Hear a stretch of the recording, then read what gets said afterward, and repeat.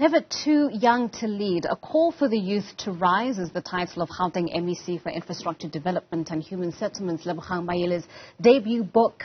Maile describes the book as a convergence of young people from different backgrounds who recognize the importance of redefining leadership in the new age. Each chapter is about the role that young people play in reimagining and building South Africa. The 10-chapter book details pivotal conversations with leaders in different spheres.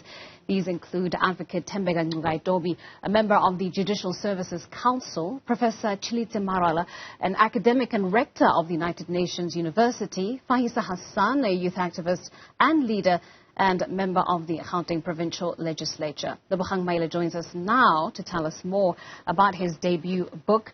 Lebogang, thank you so much for your time and thank you for joining us in our studios. Thanks for having me. Well, quite early on in the book, you highlight what the problem is from your perspective, which is that South Africa's demographic makeup is mostly made up of young people. But when we look at leaders of society, captains of industry, those are mostly made up of, a senior cohort. And why did this bother you to the point where you needed to write a book about it? I'm not sure if it bothered me, but I think it's important that society must provide space and support younger people.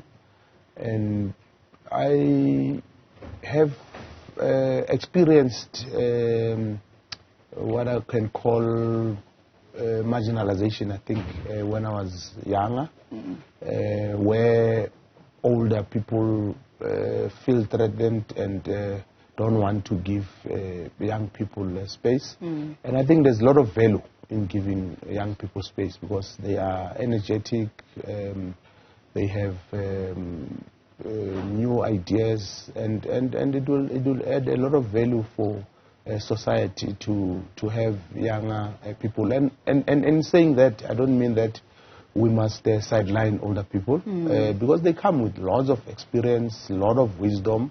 Hence, Dr. Mufumadi, in one of the chapters there, is talking about generational mix. So there has to be the mix of young and old. So the book is not necessarily saying older people must not have a role in our society. No, we are basically saying let's give more young people space because there's a lot of value in that. Do you get the sense that South Africa is missing the mark when it comes to young people? We have a dejected youth, but at the same time it seems as though we don't quite know what to do with this problem. We don't know what to do with them. I say that, do you think we're missing the mark? Because early on, you discuss your own sort of youthful leadership and how it was senior members who poured into you and plowed into you because they saw this potential for a leader within you. Do you think we're missing the mark in that sense, that we're not doing enough capacitating when it comes to our youth? I don't think it's only about older people playing their part. It's also about young people taking that responsibility. Hence, the book calls on the youth to rise. Right. Because if you look at the youth of 1944, for instance, that formed the ANC Youth League, the youth of 1976, the youth of the 80s, and to a certain degree, early 90s. You look at DJ Oskido's chapter, for instance, he talks about how they were able to build an industry. They were able to come up with Kwaito without any money, any knowledge, any support. And in fact, the industry at the time, the captains of the industry at the time, did not believe in them, did not understand what they wanted to do. And they went on to be successful, to raise consciousness, to introduce a new genre of music that's still relevant even today. So the point is, if young people are organized and they work together, there's so much that they can achieve. So hence the call for them to rise, and not necessarily because young people must not ask for permission from older people to have space to lead. young people must find themselves. Young people must be organized. They must be conscientized, and hence I said that there will be a lot of value once they are better organized. What I find most exciting about the book is the fact that you have drawn from different sectors and areas of life. You know, we've got prolific lawyers and academics and the likes of Advocate Tembeka Ngcukaitobi, but we've also got really young individuals who we saw come to the fore in the Fees Must Fall protest in the form of Fasiha Hassan, DJ Oskiro, who you've mentioned as well, who's been successful in the entertainment industry and has found a way to let that success permeate into, you know, helping and assisting and supporting communities and other talented youths reach that pinnacle of success. Why were these different individuals with different backgrounds so important for you to bring together, almost as if you were trying to tell the reader that there isn't one direct path or one specific formula to organizing as young people? You are correct. Some of them are no longer young, but they started leading or having responsibilities at a younger age. For instance, I think Prof. Marwala, if I'm not mistaken, he was a professor at about 28 years. Senior Counsel Ngcukaitobi was ordained as a senior counsel, I think within 9 years, and I think it takes about 10 years or so. Record time, and he was younger. You look at Dr. Tshilidzi Marwala, he was younger when he was in Madiba's cabinet. And he tells us about his experiences. Hence, that chapter is titled "Never Too Old to Learn," because Madiba was old and he learned in the job. You know, the first chapter by Ayaka Melitafa, it's Forever Young, and in that chapter, she tells us about her passion for climate change, and she started taking interest when she was about 17 years, and at the time. No one understood, his teachers, family, friends, why is she interested in climate change when there's many other challenges and all that. Then she was about 17 years, and she goes on to tell us her experiences when she's in the Presidential Climate Change Commission that she's part of now, where she serves with older people, and she's the only young person. So it's a book that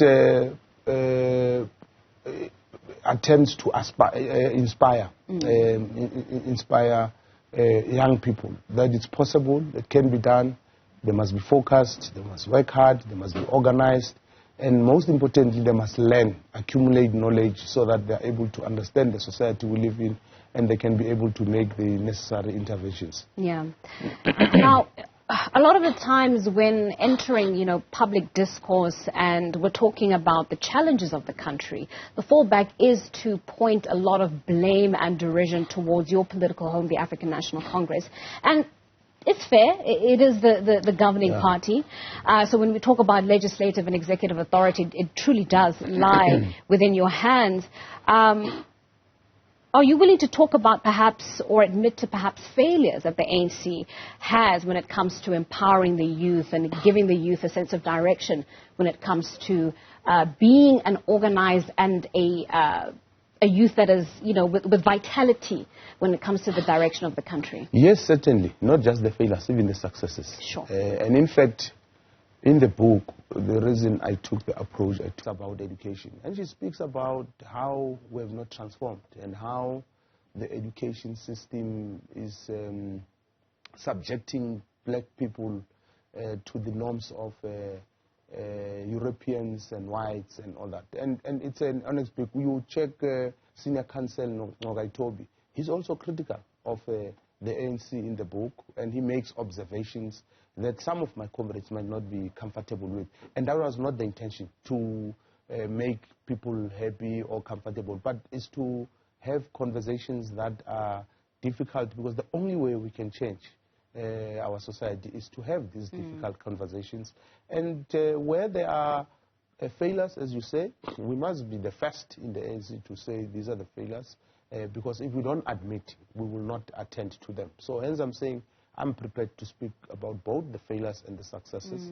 There has been successes in certain areas, but of course there are a lot of challenges, there are a number of failures. Hence we still have young people who are unemployed, young people who can access tertiary education, and there's crime, there's a lot of issues. So we shouldn't be defensive. We must have a conversation, because once we have that conversation, you also create an opportunity for people with ideas who can help on how best can we solve some of these issues.